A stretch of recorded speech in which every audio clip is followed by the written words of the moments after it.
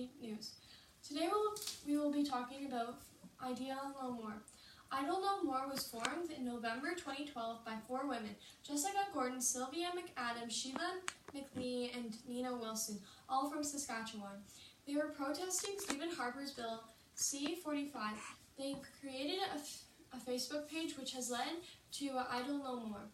Their vision is, I Don't Know More calls on all people to join the peaceful revolution to honor Indigenous sovereignty and to protect the land and water.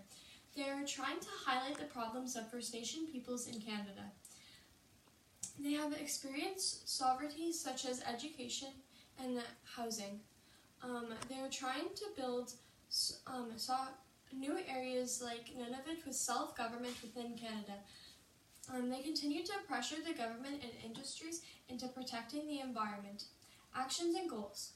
When I Don't Know More was created in 2012, they were opposed to Bill C-45. This was introduced to the government in October 2012 by Stephen Harper. It includes the Jobs and Growth Act effective, which would negatively change the Indian Act and take away the rights of First Nations peoples had. They were against the Navigable Waters and Protection Act and the Environmental Assessment Act. Bill C-45 would make it easier for the government and big businesses to push through projects like the pipelines without strict environmental access and protection. Also, Bill C-45 would decrease the rights of First Nation peoples. I Don't Know More held protests like Tekins through Saskatchewan to show what the government wanted to do. In just a few months, I Don't Know More gained media attention and drew millions of people to their websites, Twitter accounts, and Facebook pages every day. I Don't Know More also joined with other groups and allies looking to work against the current and the repeating governmental policies that impact and collective rights, society, social safety nets, and environmental protections. Accomplishments and success stories. At the beginning of 2012, the I Don't Know More movement gained popularity quickly and took to the streets. Along with Tekins and rallies, they held flash mobs in the malls across Canada. Flash mobs performed dances in Winnipeg, Ottawa malls, and West Edmonton malls. They drew members of Facebook, and in 2013 they had over 1.2 million Twitter mentions. In January 2013, 6 months left of James Bay, Cree, Quebec, began a 1,600-kilometer walk to the Parliament, Ottawa. When they arrived, they were greeted by thousands of supporters. I Don't Know More protesters also organized several national days of action. Some activists constructed several blockades to main highways, even the Trans-Canada Highway.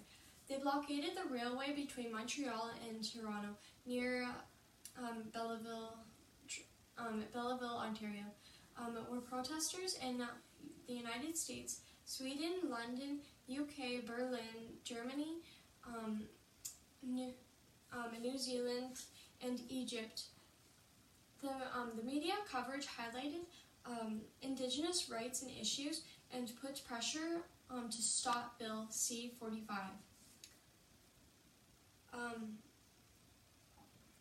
This led to a meeting on 11th of January 2013 between the Prime Minister Stephen Harper and the delegation of the Assembly of the First Nations.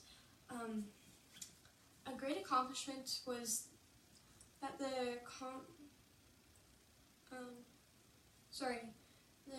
Confederation of treating number 6 first. Parliament included Bill C-45. Unfortunately, Bill C-45, now called on Jobs and Growth Act of 2012, did pass. Idle No More also protested an Enbridge Northern Gateway pipeline, and eventually in November 2016, Trudeau officially rejected plans of the pipeline.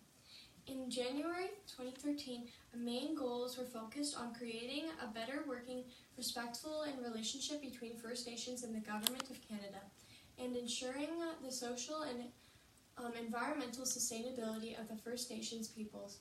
They also wanted a fair share of the profits from natural resources of their property. They wanted to remain a grassroots movement led by Indigenous women who can work outside of First Nation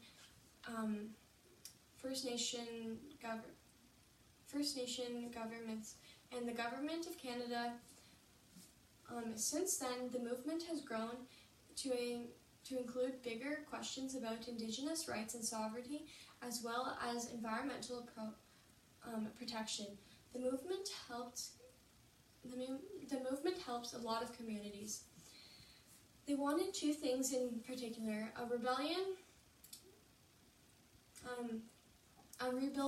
rebuilding of their culture and communities, along with equitable share of Canada prosperity.